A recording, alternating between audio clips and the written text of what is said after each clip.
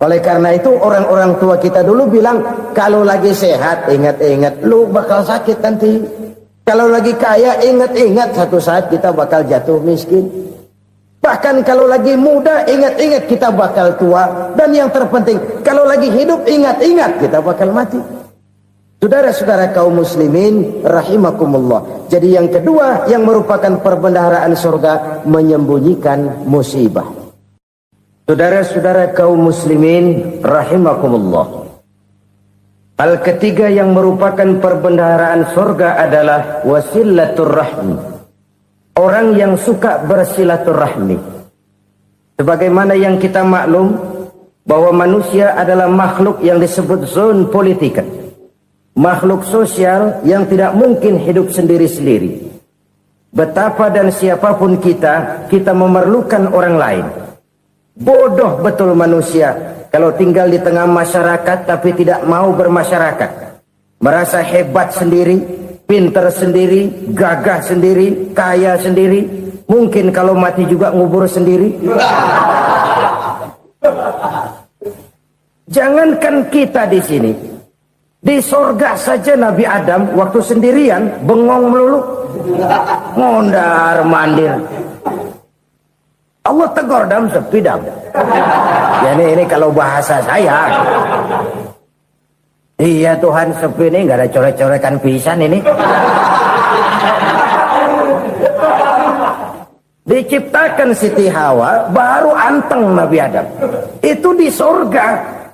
Cobalah. Umpamanya saudara tinggal di Jakarta nih. Kayak bener. Apaan aja di Jakarta punya saudara dah. Jembatan Semanggi ambil. Monas buntel bawa pulang. Hotel-hotel ambil semua. Cuman tinggal di Jakarta sendirian, apa enaknya? Betapa dan siapapun kita perlu orang lain. Tidak ada seorang pun yang bisa memenuhi kebutuhan hidupnya secara sendiri-sendiri. Nah, Islam telah menyelamatkan manusia dari ras diskriminasi, mengikat manusia dengan persaudaraan yang berlandaskan kepada akidah. Karena itu dianjurkan bersilaturahmi.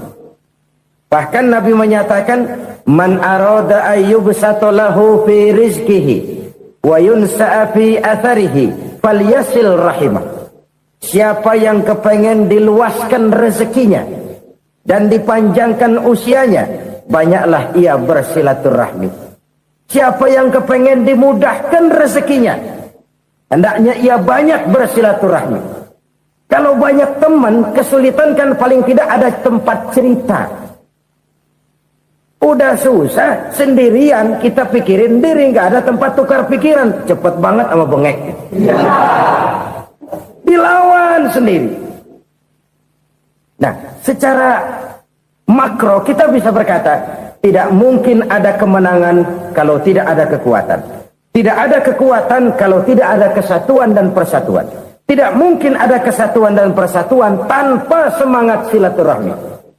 Kalau umat Islam mau menang, dia harus kuat. Kalau umat Islam mau kuat, dia harus bersatu. Kalau umat Islam mau bersatu, dia harus membudayakan silaturahmi ini. Bahkan sampai-sampai kata Nabi, kalau bisa cari nilai tambah. Apa? Silman qata'at. Bersilaturahmilah kau kepada orang yang marah denganmu. Masya Allah, indahnya ajaran agama kita. Orang yang marah pun kepada kita, kata Nabi, kalau bisa bersilaturahmilah kepadanya, kepada orang yang marah itu. Di situ nilai tambah. Cuman jujur nih hadis, ngucapinnya gampang, ngamalinnya yang berat banget. Orang marah sama kita disuruh silaturahmi, ada apa malu? Lu marah, ada gue marahan lagi. Gue pikirin. Saudara-saudara kaum muslimin rahimakumullah. Tapi ini yang diajarkan, bahkan ini yang dicontohkan oleh baginda Rasul. Bagaimana begitu mudah, misalnya satu saat Abu Jahal ini ngatur strategi bagaimana bikin Muhammad celaka. Dia gali lubang di depan tempat tidurnya. Dia tutupin daun korma. Terus dia panggil seseorang, ke sini. Kasih tahu Muhammad, pamannya sakit keras, minta ditengokin. Berangkat orang ini ke sana. Muhammad, labbaik. Pamanmu sakit keras, dia minta ditengokin. Baik, saya akan datang menjenguk beliau. Berangkatlah Nabi ke rumah Abu Jahal tanpa prasangka apapun. Abu Jahal udah pasang setil, selimut 3 rangkap setengah dipakai, persis kayak orang meriang. Tapi sembari ngintip dari balik selimut, begitu Muhammad buka pintu, nah masuk perangkap nih. Muhammad jalan menuju tempat pembaringan. Makin lama makin dekat, makin lama makin dekat, makin dekat ke lubang yang dipasang oleh Abu Jahal itu. Dalam hati Abu Jahal, terus dah jatuh, mampus dah lo ini. Mampus lo hari ini. Apa yang terjadi? Malaikat Jibril datang. Muhammad, pamanmu cuma pura-pura sakit. Di depan tempat tidurnya ada lubang perangkap supaya kamu jatuh ke situ. Sudah, kamu pulang. Balik kanan Nabi. Sudah hampir jatuh ke lubang, balik kanan, pulang. Bayangin kecewanya Abu Jahal. Muhammad dikit lagi, Muhammad dikit lagi. Enggak paman, saya pulang aja. Emosi bangun dari tempat tidur, enggak sadar kalau lagi pura-pura sakit. Lompat ngejar Nabi, dia lupa dengan lubang yang dia gali. Usrak, nyemplung sendiri ke dalam lubang.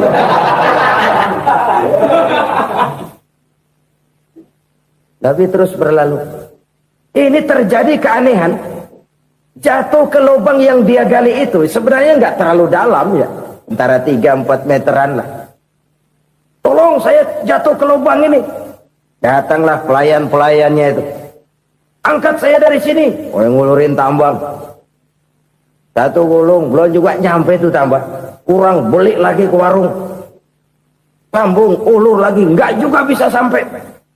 Wah, ini kerjaan Muhammad ini. Tolong, siapa salah seorang kamu ke rumah Muhammad, kasih tahu encangnya kecebur. Minta ditolongin. Sampaikan kepada Rasul. Kenapa?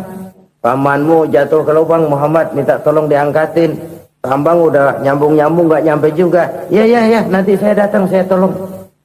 Coba. Nyata-nyata orang berniat jahat mau mencelakakan dia. Datang dia menolong. Ini yang disebut air tuba dibalas air susu ya ini. Bukan sebaliknya. Air tuba dibalas air susu. Paman, kecebur ya? Iya Muhammad, tolong ini. Pegang tangan saya. Nabi ulurkan tangannya. Nyampe. Dipegang oleh Abu Jahal. Diangkat ke atas. Sampai atas. Apa kata Abu Jahal?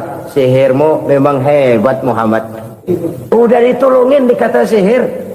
Yang enak kita kemplang kan itu orang begitu. Urusan apa? Tapi inilah akhlak. Kalau bisa kamu bersilaturahmilah dengan orang yang marah kepadamu sekalipun. Orang marah kita tetap baik. So, kalau kita berbuat baik sama orang yang memang baik, rasanya sih biasa-biasa aja. Orang baik kita baik lagi. Ya draw aja, belum ada nilai tambah di situ. Baru ada nilai tambah kalau kita bisa berbuat baik kepada orang yang nyakitin kita. Itu namanya kita setingkat di atas dia. Dia sakitin kita, kita berbuat baik sama dia. Dia pelit sama kita, kita baik sama dia. Dia marahin kita, kita deketin dia. Di situ kita punya nilai tambah. Jadi siapa yang ingin diluaskan rezekinya kata Nabi dan dipanjangkan umurnya, hendaklah ia banyak-banyak bersilaturahmi. Sederhana sebenarnya silaturahmi, tapi silaturahmi membangkitkan semangat kesatuan dan persatuan. Kesatuan dan persatuan melahirkan kekuatan. Dalam matematika 1 ditambah 1 pasti 2. Tapi di tengah masyarakat 1 orang takut ditambah 1 orang takut, hasilnya jadi 2 orang setengah berani. Kenapa setengah berani? Karena udah berdua. Tadi pan takut sendirian. Kalau dia kumpul turu-turu takut lah jadi berani. Kita yang lemah, kita yang tidak berdaya, kita yang miskin, kalau mau kompak bersatu, apa yang nggak bisa kita kerjain? Apalagi tinggal di kota besar, pilihan cuma 2. Bertahan atau minggir. Bertahan atau minggir. Untuk bisa bertahan harus mampu bersaing. Untuk mampu bersaing harus punya keahlian. Keahlian harus ditunjang dengan pendidikan, ditambah oleh kekompakan sebagai umat. Udah miskin mencar mulu, orang injek gitu. Orang nggak pandang urusan apa malu. Oleh karena itu silaturahmi pada hakikatnya merupakan ruh dari ukhuwah yang diajarkan oleh agama kita. Bagaimana Islam menyelamatkan masyarakat manusia dari ras diskriminasi, mengikat manusia, dan tidak ada persaudaraan yang lebih indah selain persaudaraan yang diikat dengan nilai-nilai akidah. Sepanjang orang di jalan Allah, itulah saudara kita. Keluar dia dari jalan Allah, selesailah persaudaraan sampai di situ. Karena itu, kalau ingin menyimpan sesuatu di surga, banyaklah bersilaturahmi. Datang ke rumah ini, datang ke rumah itu, dan lain sebagainya. Itu simpanan kita di akhirat nanti. Ini yang ketiga. Saudara-saudara, yang keempat, perbendaharaan surga itu apa?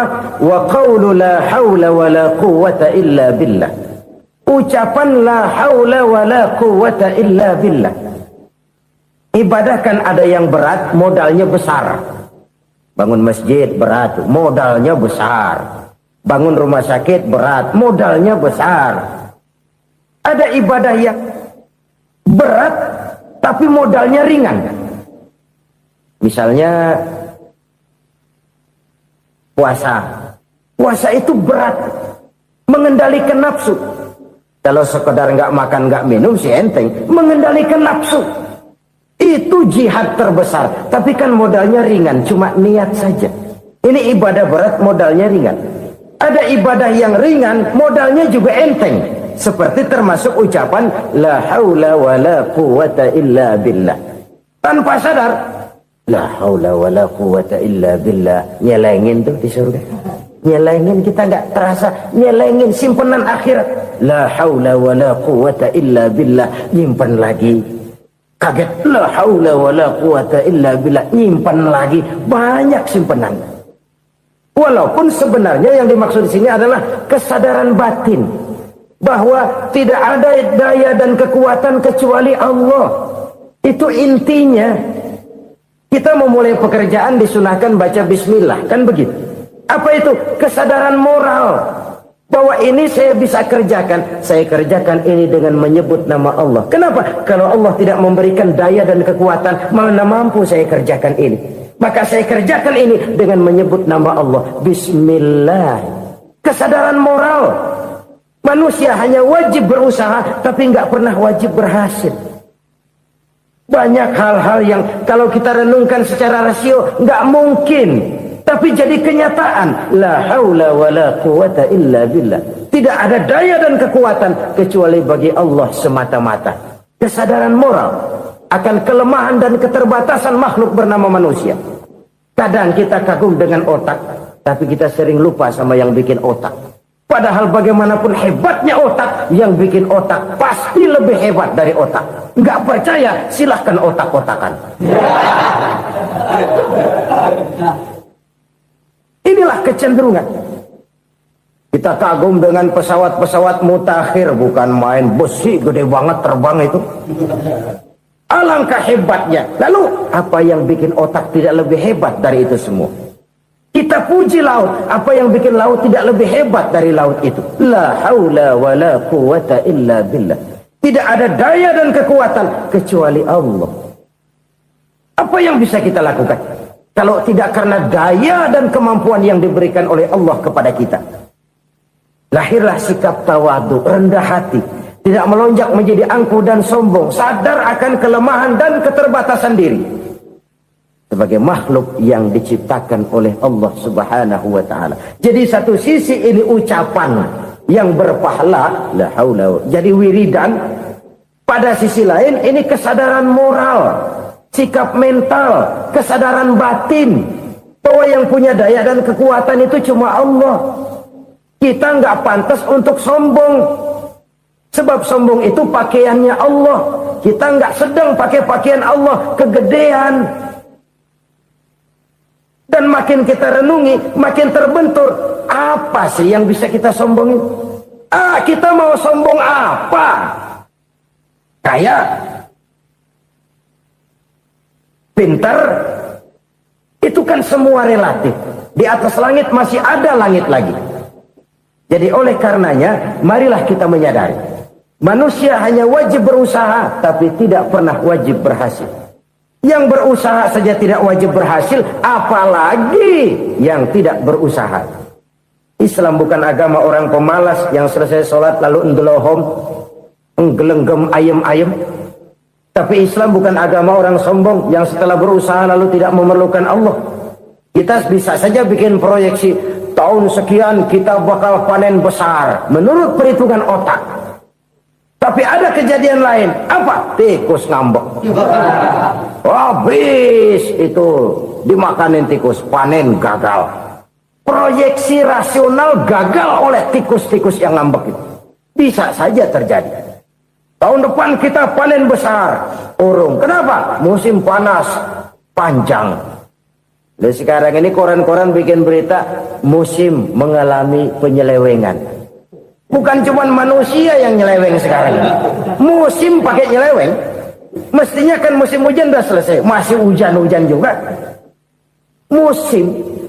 Nah sekarang kita boleh bikin proyeksi. Kita bakal panen besar. Tahu-tahu musim panas panjang. Sawah retak, air kering. Cari teknokrat yang paling botak. Suruh pendekin tuh musim panas. La haula wa la quwata illa billah. Inilah kesadaran moral. Saudara, saya teringat satu saat ada seorang konglomerat. Umurnya ya kira-kira 70-an. Satu saat dia ditanya oleh wartawan, "Pak, umur Bapak berapa sih?" "Ya paling 10 tahun." 10 tahun? 10 tahun? Anak Bapak berapa orang? Aduh. Satu saja? Satu. Harta Bapak berapa? Ya paling-paling bangsa 7 juta kali. 7 juta? Iya. Pak, kenapa Bapak bohongi saya? Bapak punya buku biografi. Koran-koran, majalah-majalah banyak memuat cerita riwayat hidup Bapak. Saya tahu umur Bapak 70. Kenapa bilang cuma 7 tahun? Saya tahu anak Bapak 8. Kenapa cuma bilang 1? Saya tahu harta Bapak miliaran, mungkin triliunan. Pabrik di mana-mana, bank di mana-mana. Kenapa bilang uang Bapak cuma 7 juta? Nah, kata si konglomerat tadi, kamu benar, nak, kamu benar. Umur saya kalau jumlahnya memang 70, nak. Cuman ingat-ingat saya, baru 7 tahun terakhir ini saya sujud. Baru 7 tahun terakhir ini saya berusaha dekat dengan Allah. Saya laksanakan perintahnya, saya jauhi larangannya. 7 tahun inilah rasanya yang ada nilainya di hadapan Allah. Yang 63 tahun matong, kelabu, kelem umur gue. Habis untuk maksiat, untuk munkar. Maka ketika ditanya tadi, umur saya 7 tahun itu. Oh begitu Pak. Oh iya. Lalu anak Pak. Anak Bapak kan 8. Kenapa bilang cuma 1? Nah, kalau jumlah hitungannya memang anak saya 8. Tapi dari 8 orang ini rasanya cuma 1 nih. Yang bakal jadi buah hati, belahan jantung. Pelanjut cerita, penerus sejarah. Bakal jadi anak soleh yang akan mendoakan saya. Cuma 1 rasanya anak saya ini yang bakal jadi buah hati saya. Besar-besaran saya. Yang akan mendoakan di kubur saya. Yang akan mendoakan di akhirat saya. Yang 7 orang mana? Masya Allah, yang atu tenggeng, yang atu nyekek botol mulu, yang atu nggak karu-karuan. Makanya saya bilang 1 anak saya yang akan bisa mendoakan saya. Oh begitu Pak. Iya. Nah harta Pak, harta Bapak kan triliunan. Pabrik Bapak di mana-mana. Uang Bapak hampir di tiap bank-bank besar. Kenapa bilang cuma 7 juta? Betul kau nak. Harta saya kalau jumlahnya memang miliaran, triliunan mungkin. Tapi yang saya ingat baru 7 juta tuh yang saya belanjakan di jalan Allah. Saya nyumbang masjid, saya santuni yatim piatu, saya bantu pembangunan pesantren, saya bantu pembangunan rumah sakit Islam. Itu yang akan saya bawa pulang ke akhirat, yang 7 juta itu. Yang triliunan itu nanti akan direbutkan oleh anak-anak saya sebagai waris saya. Jadi harta saya 7 juta itu yang bakal nemenin saya di akhirat. Yang akan saya bawa pulang jadi teman saya. Ini merupakan cerminan dari rapuhnya akhlak kita kepada Allah Subhanahu wa ta'ala. Karena usaha saya memang Karena saya peras keringat banting tulang, tentu. Tapi sadarkah kita bahwa sepanjang yang bisa kita lakukan cuma berusaha, peras keringat banting tulang, pergi pagi pulang sore. Tapi bisakah kita memastikan hasil usaha kita? Apalagi yang paling dekat, misalnya saja yang sungguh-sungguh di luar jangkauan kemampuan kita, soal rezeki, soal jodoh, soal maut. Kitakah yang mengatur? Kitakah yang menentukan? Subhanallah. Manusia sungguh tidak berdaya menghadapi 3 hal paling pokok ini. Rezeki, kita cuma bekerja. Kitakah yang menentukan? Tidak. Kita berusaha saja, rezeki belum pasti dapat. Apalagi kalau kita tidak berusaha. Jangan terjebak dalam fatalisme. Belum perang udah nyerah. Emang dasar rezeki datangnya dari Tuhan, nggak usah kerja, dan ntar juga kalau dia datang. Dari mana datangnya? Kerja saja belum tentu dapat rezeki, apalagi kalau tidak kerja. Yang jelas usaha perlu kepastian, itu urusan Allah. Ini akhlak kepada Allah Subhanahu wa ta'ala. Jodoh juga begitu. Kita berusaha, kita berupaya, Allah menghendaki lain jadinya. Maut juga begitu. Siapa sih yang pengen ngadepi maut? Siapa sih yang pengen mati?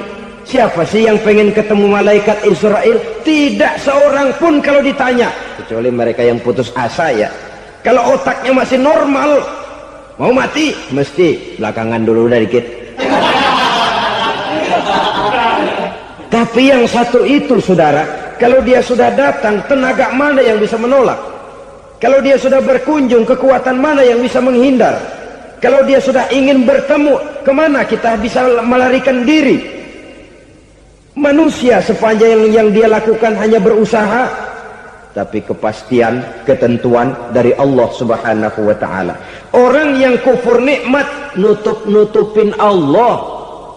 Dia merasa rezekinya adalah mutlak peras keringatnya, seolah-olah Allah nggak punya peranan apa-apa di situ. Oh, ini kan saya bisa rumah begini karena saya kerja keras.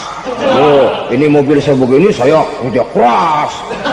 Peras keringat banting tulang keras.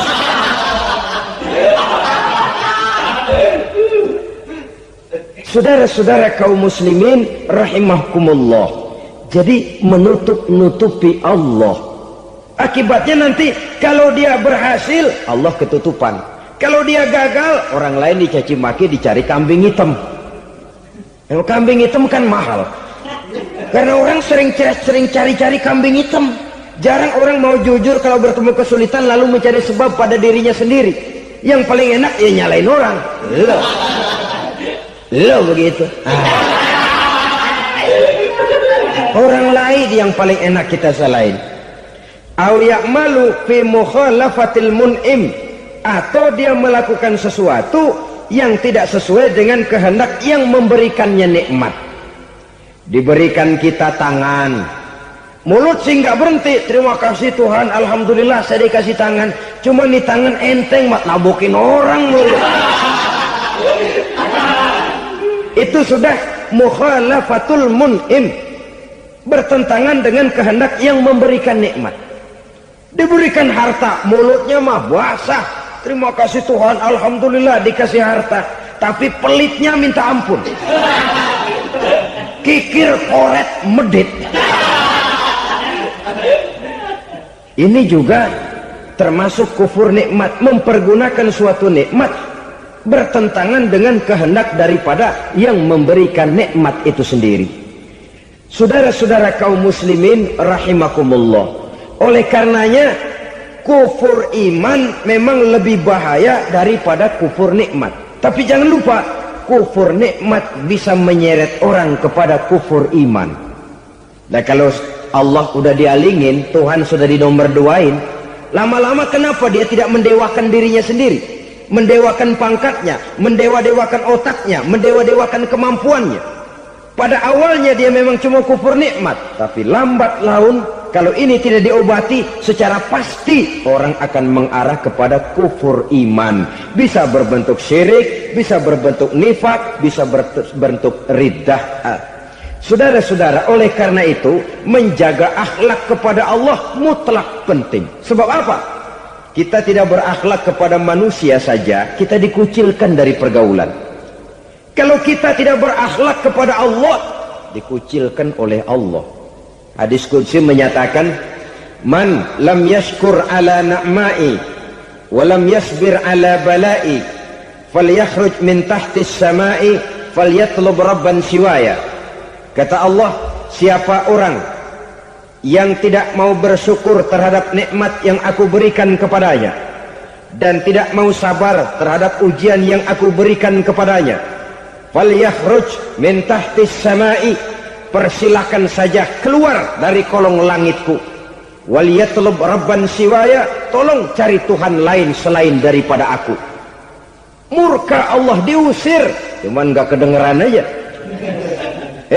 Siapa yang tidak mau syukur terhadap nikmatku, siapa yang tidak mau sabar terhadap ujian yang aku berikan kepadanya, persilakan keluar dari kolong langitku ini, cari Tuhan lain selain aku. Nah, langit Tuhan yang punya, Tuhan kita lawan, diusir dari kolong langit, mau pindah ke kolong mana?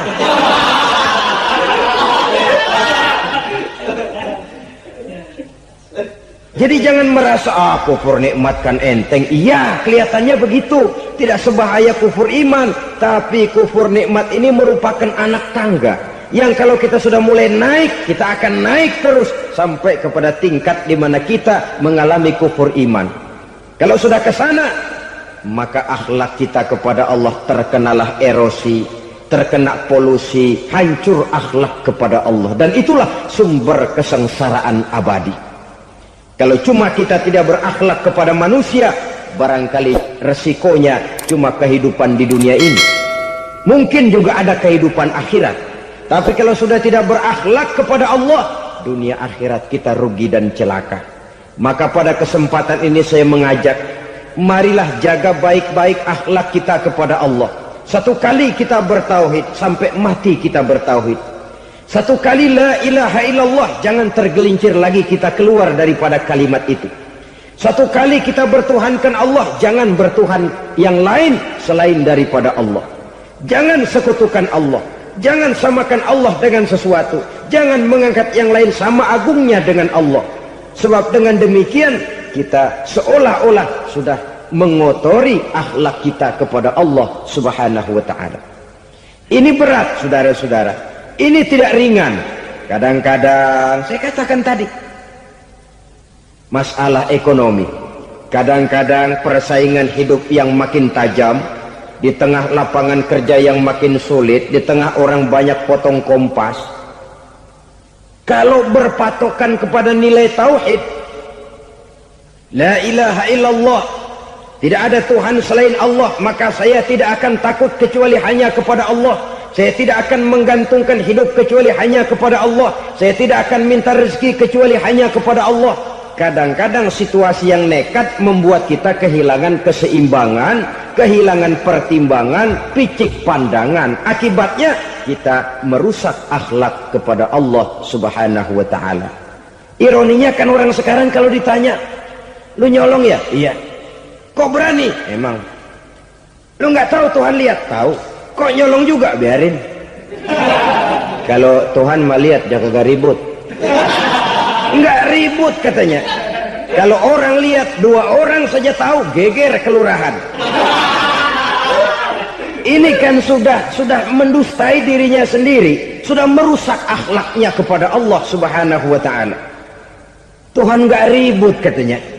Saudara hadirin yang saya hormati, jadi oleh karenanya akhlak kita kepada Allah merupakan basis daripada kehidupan beragama. Kalau itu sudah mulai rapuh, mulai terkena erosi dan polusi, mulai rusak, dikhawatirkan nanti nilai ibadah kita kepada Allah juga akan turut ambruk karenanya. Saudara-saudara kaum muslimin rahimakumullah, tugas yang kedua memperbaiki akhlak manusia kepada sesama manusia. Kita tahu Islam sesuai dengan namanya adalah agama damai. Maka akhlak manusia kepada sesama manusia menempati porsi yang penting dalam kehidupan beragama. bagaimana seorang muslim bergaul bertata krama terhadap sesama manusia. Mari kita lihat lebih jauh persoalannya. Untuk memudahkan pembicaraan dari kacamata agama, kita kelompokkan saja manusia itu dalam dua. Pertama yang seiman, dan yang kedua yang tidak seiman. Yang tidak seiman itu kita sebut saja kufur atau kafir. Nah, kepada yang kafir pun kita diajarkan untuk berakhlak, apalagi kepada yang memang nyata-nyata seiman, sekeyakinan, seakidah. Kemanapun Islam datang, ke negara manapun ia masuk, ia tidak menaburkan kerusakan. Jadi tidak benar kalau orang pernah itu menggambarkan, saking sentimennya seorang orientalis pernah menggambarkan Nabi Muhammad di tangan kirinya Quran, di tangan kanannya pedang, menggambarkan seolah-olah Islam dikembangkan dengan kekerasan. Sebenarnya tidak sama sekali. Kalaupun dalam sejarah perkembangan Islam pernah terjadi perang, maka perang dalam Islam sesungguhnya, apabila kita amati sejarahnya, bukan untuk memaksakan agama, karena memang agama tidak bisa dipaksakan, tetapi justru untuk mempertahankan agama dari segala macam hambatan, rintangan, hinaan, dan fitnahan. Tapi kemanapun yang jelas Islam masuk, dia tidak pernah membuat kekacauan, kerusuhan, ataupun penghancuran. Candi Prambanan bahkan dipugar, gereja-gereja tidak ada yang dihancurkan oleh umat Islam. Kenapa? Islam agama damai. Soal agama, soal lakum dinukum waliyadin, la ikraha fid din, qad tabayyana ar-rusdu minal ghayy. Tidak ada paksaan dalam beragama, sebab nyata yang benar dengan yang tidak benar. Belum pernah ada orang kafir masuk ke perkampungan orang Islam lalu dikejar-kejar, diteriakin kafir, kafir, sunatin.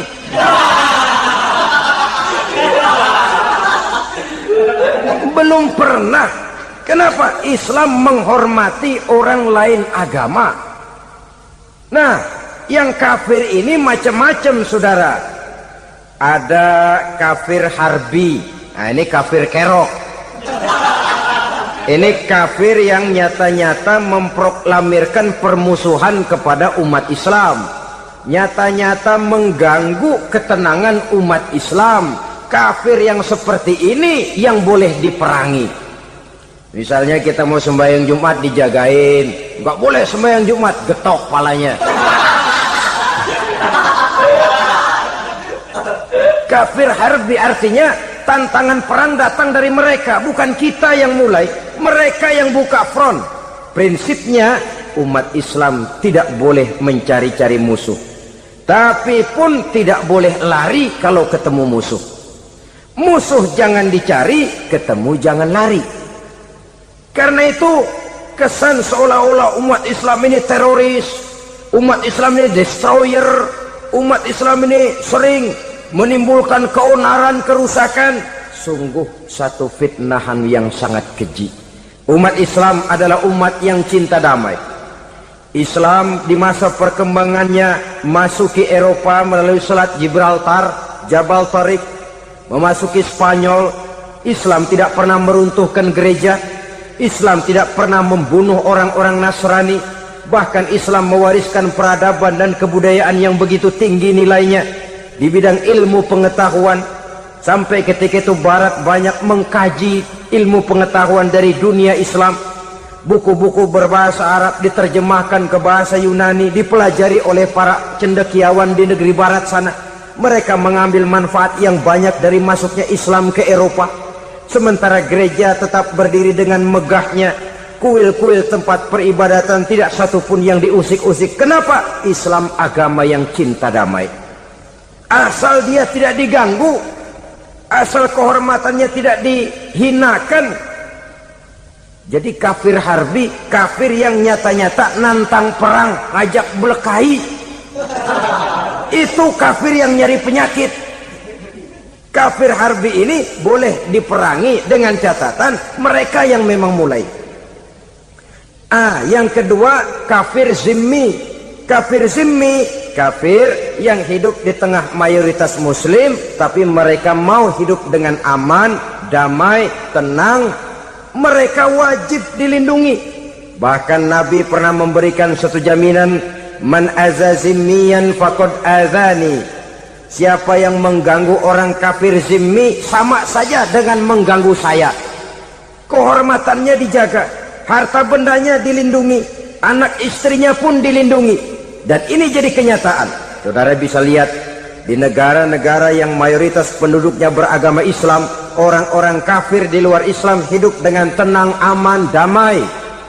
Di Saudi Arabia, di luar tanah haram, di luar Mekah dan Madinah, banyak orang-orang kafir mencari nafkah. Mereka tenang, aman, dilindungi undang-undang.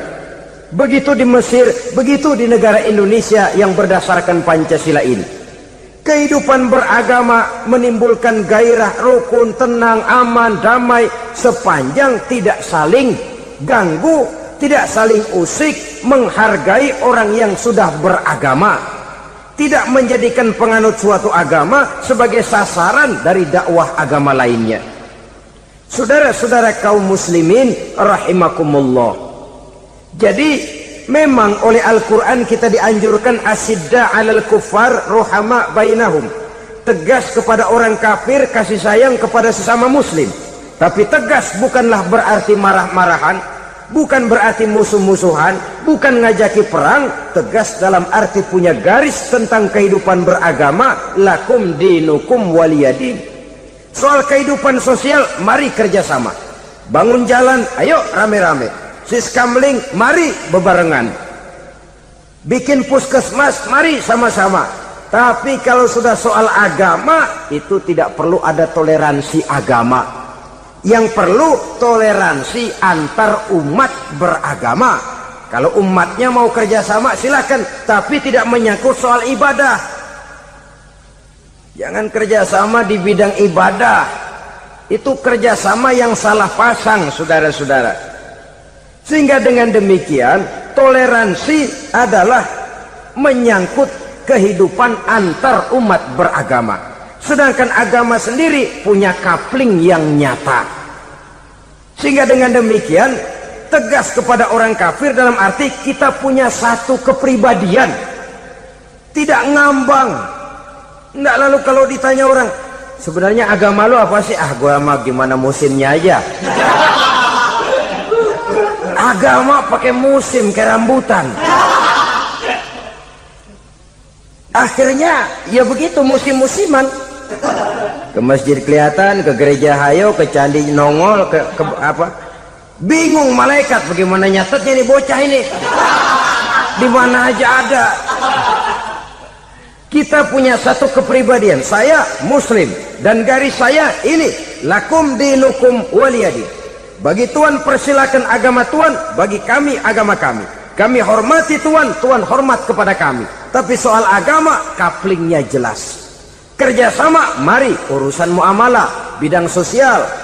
Yuk kita siskamling sama-sama dengan orang lain agama. Mari jaga kerukunan, kesatuan, persatuan, kekompakan. Perbaiki jalan yang rusak, mari sama-sama. Mendandani jembatan yang runtuh, mari sama-sama. Tapi sembahyang, kaplingnya lain-lain. Sebab Nabi juga dulu pernah ditawarkan begitu loh sama kafir jahiliyah dulu, Quraisy itu. Sudah Muhammad, sekarang begini saja, kita join aja daripada marah-marahan. Hari ini saya oke menyembah Tuhanmu Allah, besok gantian kamu menyembah Tuhan kita Latta, Uzza, Manat dan Hubal. Turun, qul ya ayyuhal kafirun la a'budu ma ta'budun. Soal ibadah kaplingnya jelas, tidak boleh dicampur adukkan. Saudara-saudara, adapun maunah, keistimewaan yang diberikan Allah kepada hamba-hambanya yang belum sampai kepada tingkat wali. Tapi orang itu lebih banyak kebaikannya daripada kesalahannya. Umpamanya, saudara jalan bertiga di pinggir jalan. Saudara ada pada posisi di tengah, lalu bertiga ini ketabrak mobil. Menurut perhitungan saudara mati lebih dahulu. Tapi terjadi hal yang aneh, dua teman saudara mati, saudara malah cuma luka dan lecet sedikit saja. Apa itu? Kalau kita lebih banyak kebaikannya daripada kesalahannya, itu yang dinamakan ma'unah, pertolongan yang diberikan Allah kepada hamba-hambanya yang lebih banyak kebaikannya daripada kesalahannya. Sedangkan yang dinamakan irhas, kejadian luar biasa pada diri seseorang pada waktu dia masih kecil, yang menunjukkan tanda-tanda keistimewaannya. Itu umumnya pada para nabi pada usia kecilnya sudah ada irhas, tanda-tanda istimewa. Jelas baik mukjizat, karomah, maunah maupun irhas berbeda dengan sihir. Sihir ini jelas saja merupakan bantuan dan persekutuan antara manusia dengan setan. Padahal setan, kata Allah dalam Al-Quran, innahu lakum aduwwum mubin, sesungguhnya setan bagi kamu adalah musuh yang sangat jelas. Saudara-saudara kaum muslimin rahimakumullah, di zaman sekarang dalam menghadapi beban kehidupan yang makin pelik, menghadapi stres yang tidak kunjung selesai, menghadapi persoalan-persoalan yang teramat berat, orang sering mencari jalan keluar kepada hal-hal yang menurut pendapatnya bisa meringankan beban moralnya itu.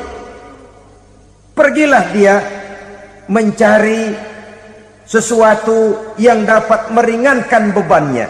Dan tidak jarang yang jatuh ke pangkuan tukang-tukang tenung, ke pangkuan tukang-tukang sihir, yang mereka itu oleh Quran dijelaskan kadzabal munajjimun walau sodaku.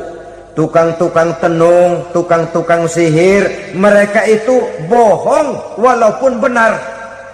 Maksudnya bohong walaupun benar, artinya kalau yang mereka kerjakan benar, itu sih kebenaran. Benar dengan kebenaran itu lain. Kebenaran, kebetulan bisa, tapi tidak untuk selalu. Apalagi kalau itu sudah membahayakan kehidupan orang lain. Jadi oleh karena itu Nabi berpesan, jauhilah daripada sihir. Kalau sudah jauhilah dari sihir, artinya ya jauhilah daripada mempelajarinya, jauhilah daripada bergaul dengan orang-orang yang ahli di bidang itu, karena dari pergaulan segalanya bisa menular. Ini merupakan cerminan dari rapuhnya akhlak kita kepada Allah Subhanahu wa taala. Karena usaha saya memang, karena saya peras keringat banting tulang, tentu. Tapi sadarkah kita bahwa sepanjang yang bisa kita lakukan cuma berusaha, peras keringat banting tulang, pergi pagi pulang sore. Tapi bisakah kita memastikan hasil usaha kita? Apalagi yang paling dekat, misalnya saja yang sungguh-sungguh di luar jangkauan kemampuan kita, soal rezeki, soal jodoh, soal maut. Kitakah yang mengatur? Kitakah yang menentukan? Subhanallah. Manusia sungguh tidak berdaya menghadapi 3 hal paling pokok ini. Rezeki, kita cuma bekerja. Kitakah yang menentukan? Tidak. Kita berusaha saja, rezeki belum pasti dapat. Apalagi kalau kita tidak berusaha. Jangan terjebak dalam fatalisme. Belum perang udah nyerah. Emang dasar rezeki datangnya dari Tuhan, gak usah kerja, dan ntar juga kalau dia datang. Dari mana datangnya?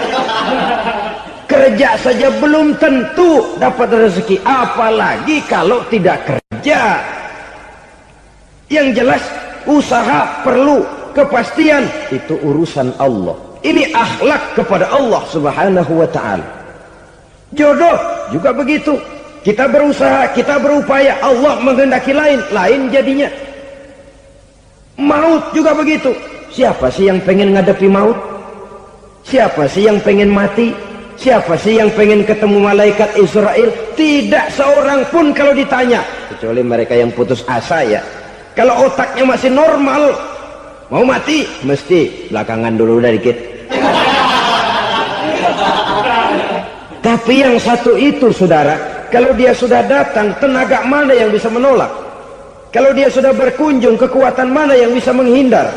Kalau dia sudah ingin bertemu, kemana kita bisa melarikan diri? Manusia sepanjang yang dia lakukan hanya berusaha, tapi kepastian, ketentuan dari Allah Subhanahu wa taala. Orang yang kufur nikmat nutup-nutupin Allah. Dia merasa rezekinya adalah mutlak peras keringatnya. Seolah-olah Allah nggak punya peranan apa-apa di situ. Oh, ini kan saya bisa rumah begini karena saya kerja keras. Oh, ini mobil saya begini saya kerja keras. Peras keringat, banting tulang, keras.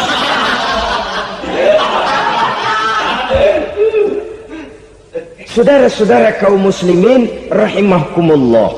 Jadi menutup-nutupi Allah. Akibatnya nanti kalau dia berhasil, Allah ketutupan. Kalau dia gagal, orang lain dicaci maki, dicari kambing hitam. Yang kambing hitam kan mahal. Karena orang sering cari-cari kambing hitam. Jarang orang mau jujur kalau bertemu kesulitan lalu mencari sebab pada dirinya sendiri. Yang paling enak ya nyalain orang. Lo begitu. Orang lain yang paling enak kita salahin. Aw ya'malu fi mukhalafatil mun'im, atau dia melakukan sesuatu yang tidak sesuai dengan kehendak yang memberikannya nikmat. Diberikan kita tangan, mulut sih nggak berhenti, terima kasih Tuhan, alhamdulillah saya dikasih tangan. Cuma nih tangan enteng mat nabokin orang mulut. Itu sudah mukhalafatul mun'im, bertentangan dengan kehendak yang memberikan nikmat. Diberikan harta, mulutnya mah basah, terima kasih Tuhan, alhamdulillah dikasih harta, tapi pelitnya minta ampun, kikir koret medit. Ini juga termasuk kufur nikmat, mempergunakan suatu nikmat bertentangan dengan kehendak daripada yang memberikan nikmat itu sendiri. Saudara-saudara kaum muslimin rahimakumullah, oleh karenanya kufur iman memang lebih bahaya daripada kufur nikmat. Tapi jangan lupa, kufur nikmat bisa menyeret orang kepada kufur iman. Nah kalau Allah udah dialingin, Tuhan sudah dinomor duain, lama-lama kenapa dia tidak mendewakan dirinya sendiri, mendewakan pangkatnya, mendewa-dewakan otaknya, mendewa-dewakan kemampuannya? Pada awalnya dia memang cuma kufur nikmat, tapi lambat laun kalau ini tidak diobati, secara pasti orang akan mengarah kepada kufur iman.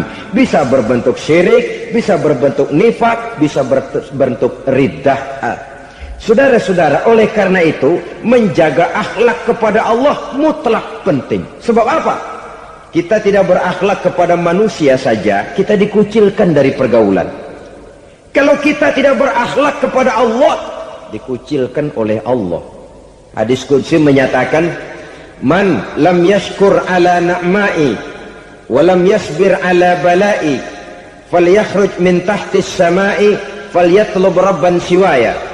Kata Allah, siapa orang yang tidak mau bersyukur terhadap nikmat yang aku berikan kepadanya dan tidak mau sabar terhadap ujian yang aku berikan kepadanya, falyakhruj min tahtis samai, persilahkan saja keluar dari kolong langitku, waliyatlub rabban siwaya, tolong cari Tuhan lain selain daripada aku. Murka Allah, diusir, cuman gak kedengeran aja. Siapa yang tidak mau syukur terhadap nikmatku, siapa yang tidak mau sabar terhadap ujian yang aku berikan kepadanya, persilahkan keluar dari kolong langitku ini, cari Tuhan lain selain aku.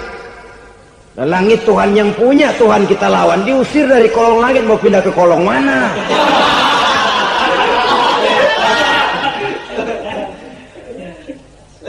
Jadi jangan merasa kufur nikmat kan enteng. Iya, kelihatannya begitu, tidak sebahaya kufur iman.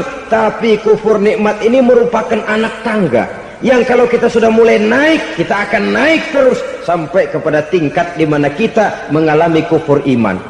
Kalau sudah ke sana, maka akhlak kita kepada Allah terkenalah erosi, terkena polusi, hancur akhlak kepada Allah, dan itulah sumber kesengsaraan abadi. Kalau cuma kita tidak berakhlak kepada manusia, barangkali resikonya cuma kehidupan di dunia ini. Mungkin juga ada kehidupan akhirat. Tapi kalau sudah tidak berakhlak kepada Allah, dunia akhirat kita rugi dan celaka. Maka pada kesempatan ini saya mengajak, marilah jaga baik-baik akhlak kita kepada Allah. Satu kali kita bertauhid, sampai mati kita bertauhid. Satu kali la ilaha illallah, jangan tergelincir lagi kita keluar daripada kalimat itu. Satu kali kita bertuhankan Allah, jangan bertuhan yang lain selain daripada Allah. Jangan sekutukan Allah, jangan samakan Allah dengan sesuatu, jangan mengangkat yang lain sama agungnya dengan Allah. Sebab dengan demikian kita seolah-olah sudah mengotori akhlak kita kepada Allah Subhanahu wa ta'ala. Ini berat, saudara-saudara. Ini tidak ringan. Kadang-kadang saya katakan tadi, masalah ekonomi, kadang-kadang persaingan hidup yang makin tajam, di tengah lapangan kerja yang makin sulit, di tengah orang banyak potong kompas. Kalau berpatokan kepada nilai tauhid, la ilaha illallah, tidak ada Tuhan selain Allah, maka saya tidak akan takut kecuali hanya kepada Allah. Saya tidak akan menggantungkan hidup kecuali hanya kepada Allah. Saya tidak akan minta rezeki kecuali hanya kepada Allah. Kadang-kadang situasi yang nekat membuat kita kehilangan keseimbangan, kehilangan pertimbangan, picik pandangan. Akibatnya kita merusak akhlak kepada Allah Subhanahu wa ta'ala. Ironinya kan orang sekarang kalau ditanya, lu nyolong ya? Iya. Kok berani? Emang. Lu nggak tahu Tuhan lihat? Tahu. Kok nyolong juga? Biarin. Kalau Tuhan mah lihat, jangan gak ribut. Nggak ribut katanya. Kalau orang lihat, 2 orang saja tahu, geger kelurahan. Ini kan sudah mendustai dirinya sendiri, sudah merusak akhlaknya kepada Allah Subhanahu wa ta'ala. Tuhan nggak ribut katanya. Saudara hadirin yang saya hormati, jadi oleh karenanya akhlak kita kepada Allah merupakan basis daripada kehidupan beragama.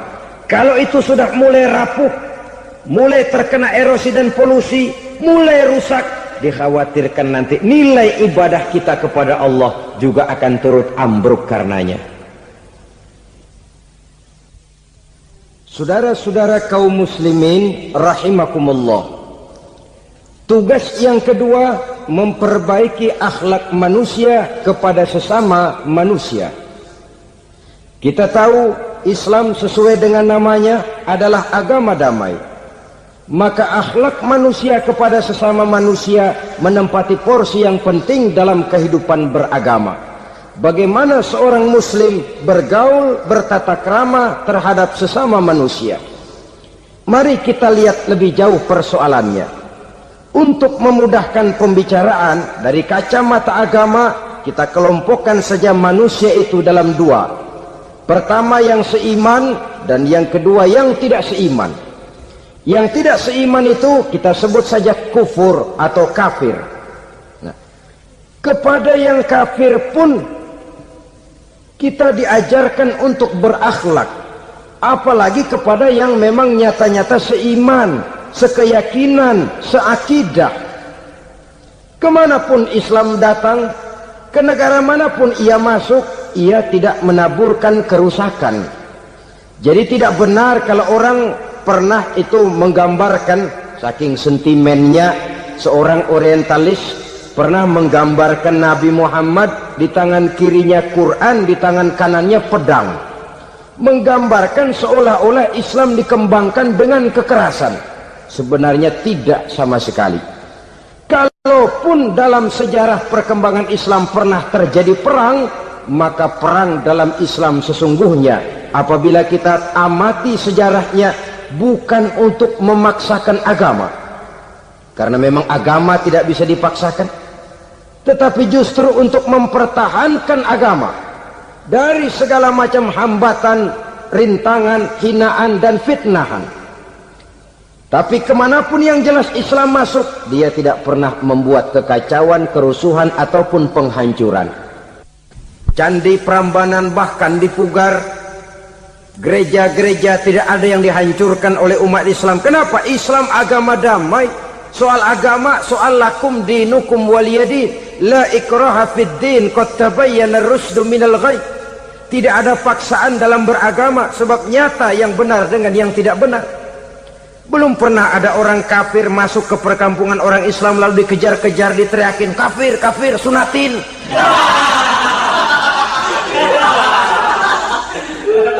Belum pernah. Kenapa? Islam menghormati orang lain agama. Nah, yang kafir ini macam-macam, saudara. Ada kafir harbi. Nah, ini kafir kerok. Ini kafir yang nyata-nyata memproklamirkan permusuhan kepada umat Islam. Nyata-nyata mengganggu ketenangan umat Islam. Kafir yang seperti ini yang boleh diperangi.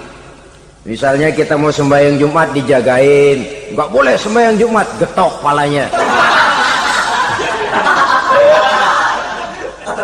Kafir harbi artinya tantangan perang datang dari mereka, bukan kita yang mulai. Mereka yang buka front. Prinsipnya umat Islam tidak boleh mencari-cari musuh, tapi pun tidak boleh lari kalau ketemu musuh. Musuh jangan dicari, ketemu jangan lari. Karena itu kesan seolah-olah umat Islam ini teroris, umat Islam ini destroyer, umat Islam ini sering menimbulkan keonaran, kerusakan. Sungguh satu fitnahan yang sangat keji. Umat Islam adalah umat yang cinta damai. Islam di masa perkembangannya masuki Eropa melalui Selat Gibraltar, Jabal Tariq, memasuki Spanyol. Islam tidak pernah meruntuhkan gereja. Islam tidak pernah membunuh orang-orang Nasrani. Bahkan Islam mewariskan peradaban dan kebudayaan yang begitu tinggi nilainya di bidang ilmu pengetahuan. Sampai ketika itu Barat banyak mengkaji ilmu pengetahuan dari dunia Islam. Buku-buku berbahasa Arab diterjemahkan ke bahasa Yunani, dipelajari oleh para cendekiawan di negeri Barat sana. Mereka mengambil manfaat yang banyak dari masuknya Islam ke Eropa. Sementara gereja tetap berdiri dengan megahnya. Kuil-kuil tempat peribadatan tidak satupun yang diusik-usik. Kenapa? Islam agama yang cinta damai. Asal dia tidak diganggu, asal kehormatannya tidak dihinakan. Jadi kafir harbi, kafir yang nyata-nyata nantang perang, ngajak berkelahi. Itu kafir yang nyari penyakit. Kafir harbi ini boleh diperangi dengan catatan mereka yang memang mulai. Yang kedua kafir zimmi. Kafir zimmi, kafir yang hidup di tengah mayoritas muslim, tapi mereka mau hidup dengan aman, damai, tenang. Mereka wajib dilindungi. Bahkan Nabi pernah memberikan satu jaminan, man azazimmiyan faqad azani. Siapa yang mengganggu orang kafir zimmi sama saja dengan mengganggu saya. Kehormatannya dijaga, harta bendanya dilindungi, anak istrinya pun dilindungi. Dan ini jadi kenyataan. Saudara bisa lihat di negara-negara yang mayoritas penduduknya beragama Islam, orang-orang kafir di luar Islam hidup dengan tenang, aman, damai. Di Saudi Arabia, di luar tanah haram, di luar Mekah dan Madinah, banyak orang-orang kafir mencari nafkah. Mereka tenang, aman, dilindungi undang-undang. Begitu di Mesir, begitu di negara Indonesia yang berdasarkan Pancasila ini. Kehidupan beragama menimbulkan gairah, rukun, tenang, aman, damai, sepanjang tidak saling ganggu, tidak saling usik, menghargai orang yang sudah beragama, tidak menjadikan penganut suatu agama sebagai sasaran dari dakwah agama lainnya. Saudara-saudara kaum muslimin rahimakumullah. Jadi memang oleh Al-Quran kita dianjurkan asidda alal kuffar ruhama bainahum. Tegas kepada orang kafir, kasih sayang kepada sesama muslim. Tapi tegas bukanlah berarti marah-marahan, bukan berarti musuh-musuhan, bukan ngajaki perang. Tegas dalam arti punya garis tentang kehidupan beragama, lakum dinukum waliyadin. Soal kehidupan sosial, mari kerjasama. Bangun jalan, ayo rame-rame. Siskamling, mari bebarengan. Bikin puskesmas, mari sama-sama. Tapi kalau sudah soal agama, itu tidak perlu ada toleransi agama. Yang perlu toleransi antar umat beragama. Kalau umatnya mau kerjasama silakan, tapi tidak menyangkut soal ibadah. Jangan kerjasama di bidang ibadah. Itu kerjasama yang salah pasang, saudara-saudara. Sehingga dengan demikian toleransi adalah menyangkut kehidupan antar umat beragama. Sedangkan agama sendiri punya coupling yang nyata. Sehingga dengan demikian tegas kepada orang kafir dalam arti kita punya satu kepribadian, tidak ngambang. Enggak, lalu kalau ditanya orang, sebenarnya agama lu apa sih? Ah, gua mah gimana musimnya aja. Agama pakai musim kayak rambutan. Akhirnya ya begitu, musim-musiman. Ke masjid kelihatan, ke gereja hayo, ke candi nongol, ke apa? Bingung malaikat bagaimana nyatetnya nih bocah ini. Di mana aja ada. Kita punya satu kepribadian. Saya muslim dan garis saya ini, lakum dinukum waliyadin. Bagi Tuhan persilakan agama Tuhan, bagi kami agama kami. Kami hormati Tuhan, Tuhan hormat kepada kami. Tapi soal agama, couplingnya jelas. Kerjasama, mari urusan muamalah, bidang sosial. Yuk kita sistemling sama-sama dengan orang lain agama. Mari jaga kerukunan, kesatuan, persatuan, kekompakan. Perbaiki jalan yang rusak, mari sama-sama. Mendandani jembatan yang runtuh, mari sama-sama. Tapi sembahyang, couplingnya lain-lain. Sebab Nabi juga dulu pernah ditawarkan begitu loh sama kafir jahiliyah dulu, Quraisy itu. Sudah Muhammad, sekarang begini saja, kita join aja daripada marah-marahan. Hari ini saya oke, menyembah Tuhanmu Allah. Besok gantian kamu menyembah Tuhan kita, Latta, Uzza, Manat dan Hubal. Turun, qul ya ayyuhal kafirun la a'budu ma ta'budun. Soal ibadah couplingnya jelas, tidak boleh dicampur adukkan. Oleh karena itu orang-orang tua kita dulu bilang, kalau lagi sehat ingat-ingat lu bakal sakit nanti. Kalau lagi kaya ingat-ingat satu saat kita bakal jatuh miskin. Bahkan kalau lagi muda ingat-ingat kita bakal tua. Dan yang terpenting kalau lagi hidup ingat-ingat kita bakal mati. Saudara-saudara kaum muslimin rahimakumullah. Jadi yang kedua yang merupakan perbendaharaan surga, menyembunyikan musibah. Saudara-saudara kaum muslimin rahimakumullah. Hal ketiga yang merupakan perbendaharaan surga adalah wasilatur rahmi. Orang yang suka bersilaturahmi. Sebagaimana yang kita maklum bahwa manusia adalah makhluk yang disebut zon politika. Makhluk sosial yang tidak mungkin hidup sendiri-sendiri. Betapa dan siapapun kita memerlukan orang lain. Bodoh betul manusia kalau tinggal di tengah masyarakat tapi tidak mau bermasyarakat. Merasa hebat sendiri, pinter sendiri, gagah sendiri, kaya sendiri. Mungkin kalau mati juga ngubur sendiri.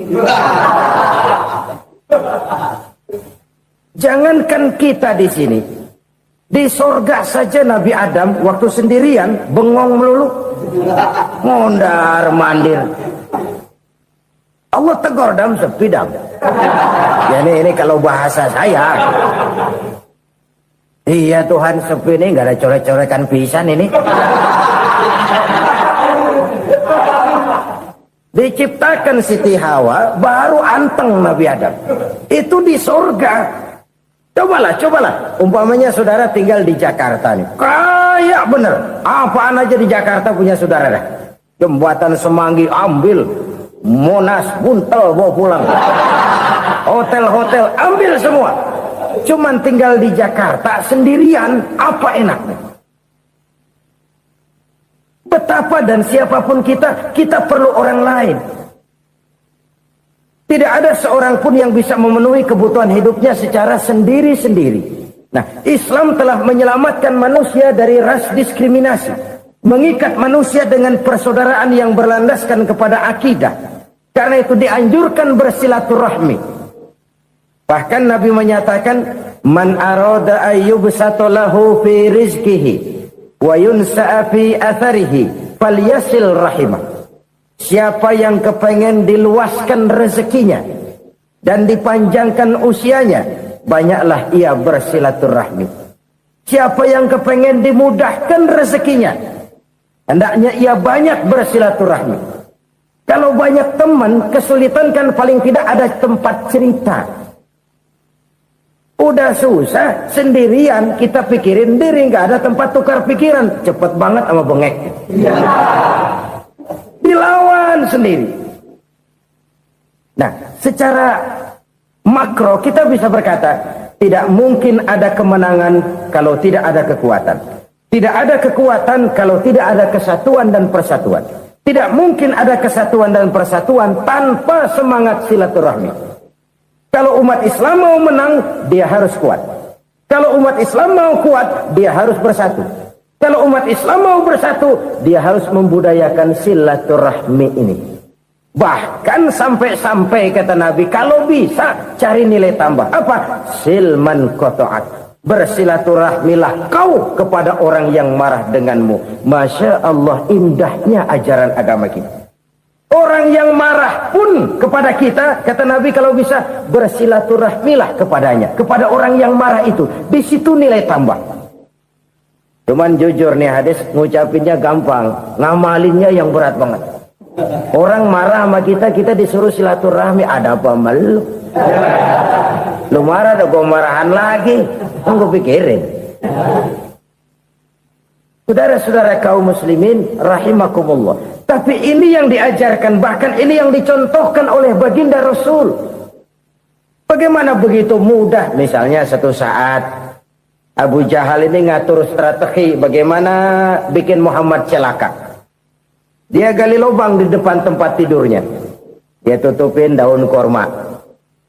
Terus dia panggil seseorang, ke sini. Kasih tahu Muhammad, pamannya sakit keras, minta ditengokin. Berangkat orang ini ke sana. Muhammad, labbaik. Pamanmu sakit keras, dia minta ditengokin. Baik, saya akan datang menjenguk beliau.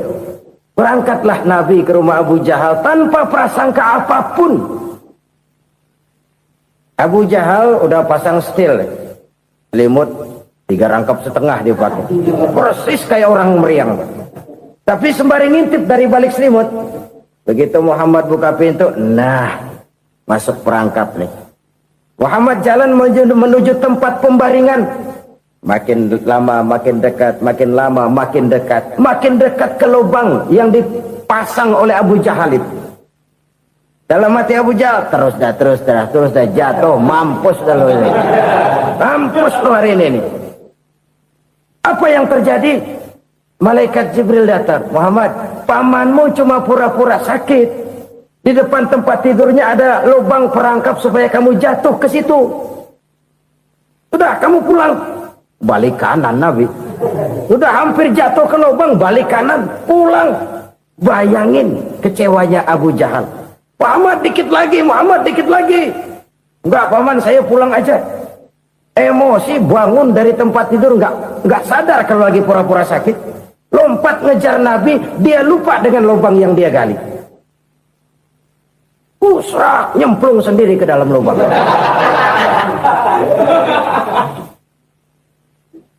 Nabi terus berlalu. Ini terjadi keanehan. Jatuh ke lubang yang dia gali itu sebenarnya nggak terlalu dalam ya, antara 3-4 meteran lah. Tolong saya jatuh ke lubang ini. Datanglah pelayan-pelayannya itu. Angkat saya dari sini. Oh, yang ngulurin tambang. Satu gulung, belum juga nyampe itu tambang. Kurang, beli lagi ke warung. Sambung, ulur lagi, nggak juga bisa sampai. Wah, ini kerjaan Muhammad ini. Tolong, siapa salah seorang kamu ke rumah Muhammad, kasih tahu encangnya kecebur. Minta ditolongin. Sampaikan kepada Rasul. Kenapa? Pamanmu jatuh ke lubang, Muhammad minta tolong diangkatin. Tambang udah nyambung-nyambung nggak nyampe juga. Ya, nanti saya datang, saya tolong. Coba. Nyata-nyata orang berniat jahat mau mencelakakan dia. Datang dia menolong. Ini yang disebut air tuba dibalas air susu ya ini. Bukan sebaliknya. Air tuba dibalas air susu. Paman, kecebur ya? Iya Muhammad, tolong ini. Pegang tangan saya. Nabi ulurkan tangannya. Nyampe. Dipegang oleh Abu Jahal, diangkat ke atas. Sampai atas, apa kata Abu Jahal? Sihirmu memang hebat Muhammad. Udah ditolongin dikata sihir. Yang enak kita kemplang kan itu orang begitu. Urusan abang. Tapi inilah akhlak. Kalau bisa kamu bersilaturahmilah dengan orang yang marah kepadamu sekalipun. Orang marah kita tetap baik. So, kalau kita berbuat baik sama orang yang memang baik, rasanya sih biasa-biasa aja. Orang baik kita baik lagi, ya draw aja, belum ada nilai tambah di situ. Baru ada nilai tambah kalau kita bisa berbuat baik kepada orang yang nyakitin kita. Itu namanya kita setingkat di atas dia. Dia sakitin kita, kita berbuat baik sama dia. Dia pelit sama kita, kita baik sama dia. Dia marahin kita, kita deketin dia. Di situ kita punya nilai tambah. Jadi siapa yang ingin diluaskan rezekinya, kata Nabi, dan dipanjangkan umurnya, hendaklah ia banyak-banyak bersilaturahmi. Sederhana sebenarnya silaturahmi, tapi silaturahmi membangkitkan semangat kesatuan dan persatuan. Kesatuan dan persatuan melahirkan kekuatan. Dalam matematika 1 ditambah 1 pasti 2. Tapi di tengah masyarakat, 1 orang takut ditambah 1 orang takut, hasilnya jadi 2 orang setengah berani. Kenapa setengah berani? Karena udah berdua. Tadi pan takut sendirian. Kalau dia kumpul turu-turu takutlah jadi berani. Kita yang lemah, kita yang tidak berdaya, kita yang miskin, kalau mau kompak bersatu, apa yang nggak bisa kita kerjain? Apalagi tinggal di kota besar, pilihan cuma 2. Bertahan atau minggir. Bertahan atau minggir. Untuk bisa bertahan harus mampu bersaing. Untuk mampu bersaing harus punya keahlian. Keahlian harus ditunjang dengan pendidikan, ditambah oleh kekompakan sebagai umat. Udah miskin mencar mulu, orang injak kita. Orang nggak pandang urusan apa malu. Oleh karena itu, silaturahmi pada hakikatnya merupakan roh dari ukhuwah yang diajarkan oleh agama kita.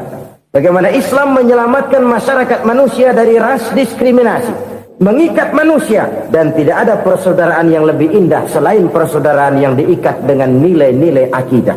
Sepanjang orang di jalan Allah, itulah saudara kita.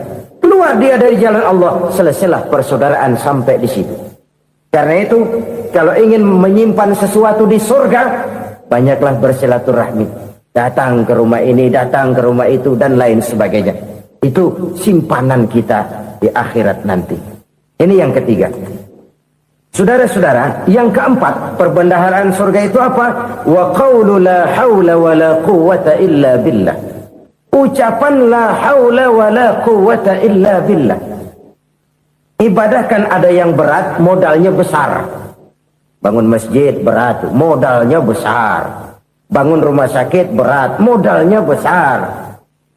Ada ibadah yang berat, tapi modalnya ringan. Misalnya puasa. Puasa itu berat, mengendalikan nafsu. Kalau sekedar nggak makan nggak minum sih enteng, mengendalikan nafsu. Itu jihad terbesar, tapi kan modalnya ringan, cuma niat saja. Ini ibadah berat, modalnya ringan. Ada ibadah yang ringan, modalnya juga enteng. Seperti termasuk ucapan la haula wa la quwwata illa billah. Tanpa sadar, la haula wa la quwwata illa billah. Nyelengin tuh di surga. Nyelengin, kita nggak terasa. Nyelengin simpenan akhirat. La haula wa la quwwata illa billah. Nyimpan lagi. Kaget, la haula wa la quwwata illa billah, nyimpan lagi, banyak simpanan. Walaupun sebenarnya yang dimaksud di sini adalah kesadaran batin bahwa tidak ada daya dan kekuatan kecuali Allah. Itu intinya. Kita memulai pekerjaan disunahkan baca bismillah, kan begitu. Apa itu? Kesadaran moral. Bahwa ini saya bisa kerjakan. Saya kerjakan ini dengan menyebut nama Allah. Kenapa? Kalau Allah tidak memberikan daya dan kekuatan, mana mampu saya kerjakan ini. Maka saya kerjakan ini dengan menyebut nama Allah. Bismillah. Kesadaran moral. Manusia hanya wajib berusaha, tapi nggak pernah wajib berhasil. Banyak hal-hal yang kalau kita renungkan secara rasio nggak mungkin, tapi jadi kenyataan. La haula wala quwata illa billah. Tidak ada daya dan kekuatan kecuali bagi Allah semata-mata. Kesadaran moral akan kelemahan dan keterbatasan makhluk bernama manusia. Kadang kita kagum dengan otak, tapi kita sering lupa sama yang bikin otak. Padahal bagaimanapun hebatnya otak, yang bikin otak pasti lebih hebat dari otak. Nggak percaya, silahkan otak-otakan. Inilah kecenderungan. Kita kagum dengan pesawat-pesawat mutakhir, bukan main besi gede banget terbang itu.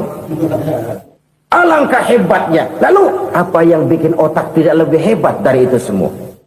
Kita puji laut, apa yang bikin laut tidak lebih hebat dari laut itu? La haula wala quwata illa billah. Tidak ada daya dan kekuatan kecuali Allah. Apa yang bisa kita lakukan kalau tidak karena daya dan kemampuan yang diberikan oleh Allah kepada kita? Lahirlah sikap tawadhu, rendah hati, tidak melonjak menjadi